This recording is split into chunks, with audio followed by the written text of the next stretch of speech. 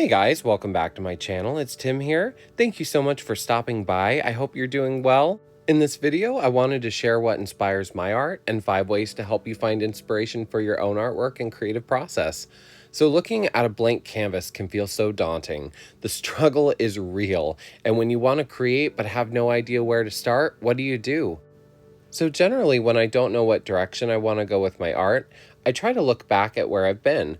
So when you feel lost and don't feel inspired, the best place you can start is back at the beginning. Finding and developing inspiration for your art is as much an ever-developing skill as creating your art is. And like any other skill, it takes practice and so much love, and the more you work on your art, and surround yourself with the things that you love, the easier it will be to train your mind to see the world around you in a more creative way.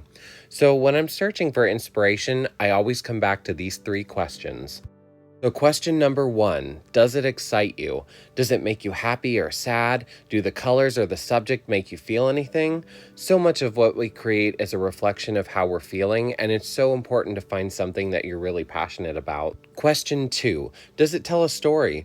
What are you trying to say with this piece? Or does it even need a story? Sometimes it's okay just to make pretty art for the sake of pretty art, and if that's what you enjoy and makes you happy, then you should absolutely go for it. Question 3, am I actually enjoying this? For example, it's one thing to like a subject, and sometimes it's a whole other to actually try to create it.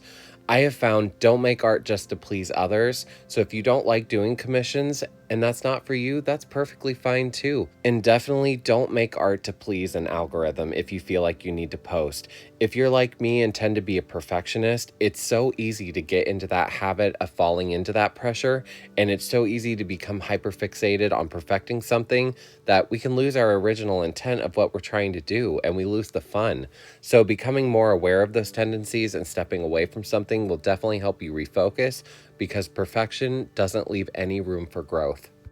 So with these questions in mind, the first tip I have to help you find inspiration is simply to make the time for it and set aside some time for yourself to be creative daily. It really helps to keep an idea journal, and most definitely keep your camera on your phone readily available when you're out and about. I have a couple of idea and reference albums for inspiration on my phone, and I also keep a lot of memos in the notes section. And if you're like me, you also have a lot of sketchbooks. And by a couple, I mean 1,000 random notebooks scattered in random places across my house and car. So a sketchbook can serve as sort of a visual diary for you, so you can see your past work and how things have changed and evolved over the years. And I wanted to take a moment too, if you're enjoying this video so far, friend, and want to see more videos like this, I invite you to like, comment, and subscribe. It really helps my channel out. So back to the second place to draw inspiration from, and that's from your dreams and emotions.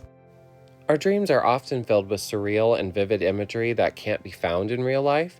They can be fun or weird and nonsensical, and exploring these whimsical perspectives and mixing them with real-life elements can be a great way to really reignite your creativity. I have a lot of really vivid dreams, which I can sometimes attribute to my anxiety level, or worse, heartburn at night. And heartburn dreams are so real, but sometimes they feel so real, and I try to sketch them down or write the idea down when I wake up so that way I remember them.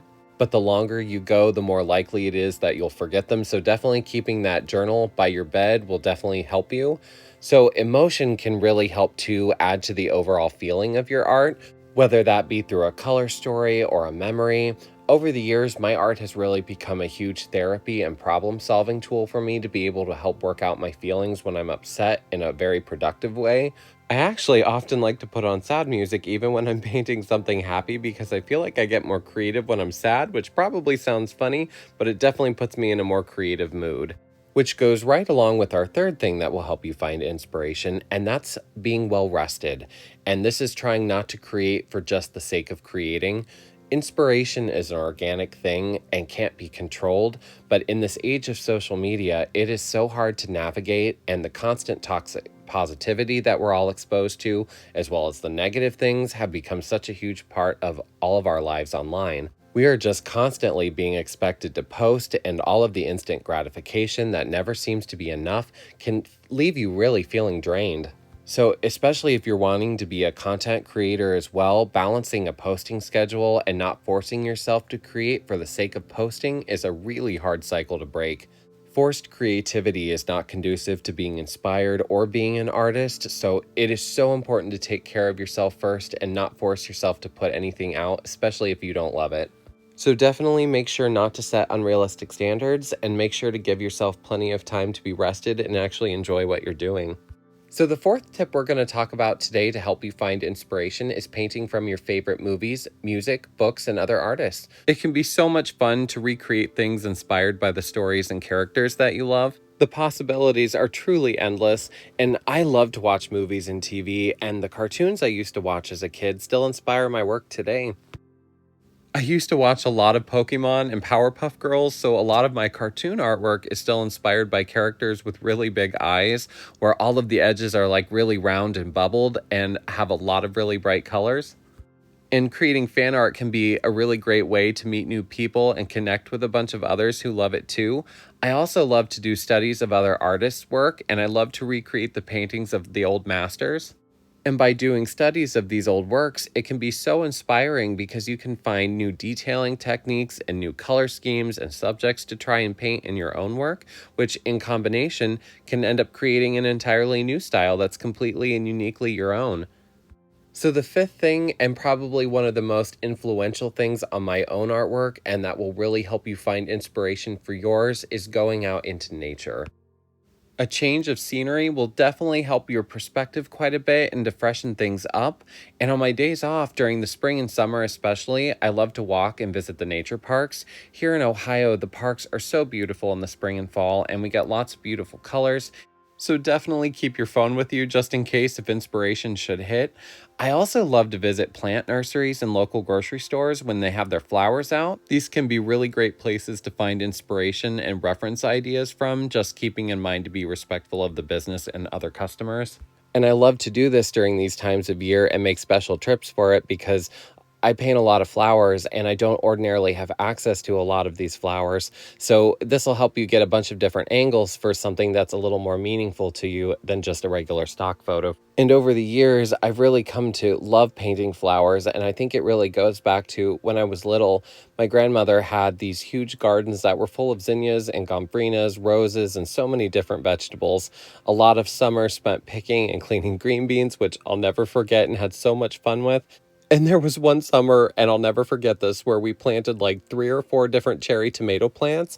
And at the time, we had no idea not only how big they were going to get, but how fast they were going to multiply. And we ended up with like 20 bushes that took over the entire garden by the end of the summer, which was hilarious. And needless to say, we never planted them again, but they actually kept coming back for several years after that. And it was just so much fun. So I have a lot of happy memories from that time, so finding something that really makes you happy is really going to be where inspiration starts. So the biggest thing I can say about finding inspiration for your art is having fun and finding other things that you love to do, making time for yourself and the people in your life. Go out into nature and make a new hobby. Don't be afraid to make mistakes and to try new things, so get out there and find what inspires you most. And as I wrap up the video, I wanted to ask you a quick question. I wanted to find out what you guys would like to see from this channel next. I have a bunch of different ideas, but if you have any thoughts, I would love to know below. And I wanted to thank you truly so much for watching this, friend, and supporting my channel. And if you enjoyed this video and want to see more content like this, please like, comment, and subscribe. And I'll see you in the next video, friend. Happy painting!